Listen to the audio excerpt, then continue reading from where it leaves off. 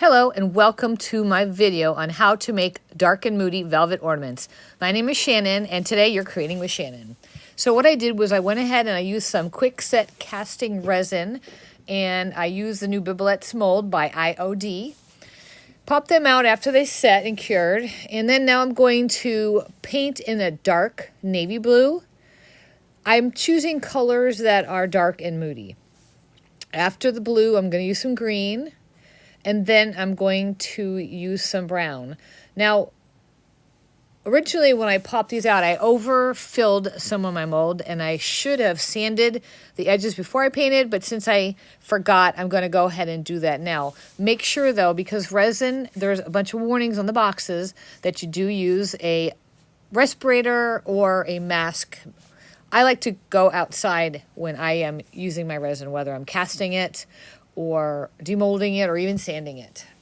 Okay, so next step is to take the Decor Tacky glue by Pentart and apply it to the ornaments. Now you want to give them a nice even coat.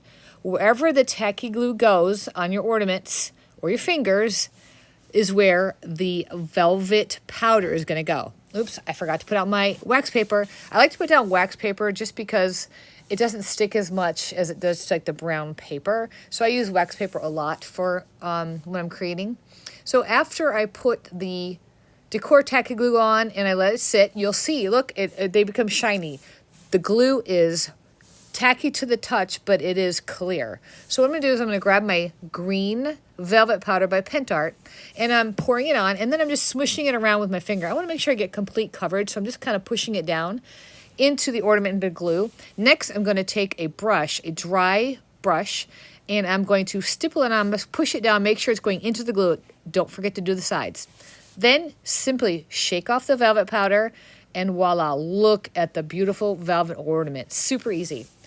And since I put on the wax paper, it's super easy to just fold it up, and you can put it right back in your container, and you can use it next time. Okay, so I'm going to do the same thing with the brown. And then I'm going to do the same thing with the blue. Now, I wish this blue was a little bit darker, but it's still pretty. I guess I could have maybe mixed some of the black velvet powder to give maybe a darker look. I'll have to try that. If you like my video, please consider subscribing to my channel. I sincerely appreciate it. Okay, so next comes the gold wax paste, my absolute favorite.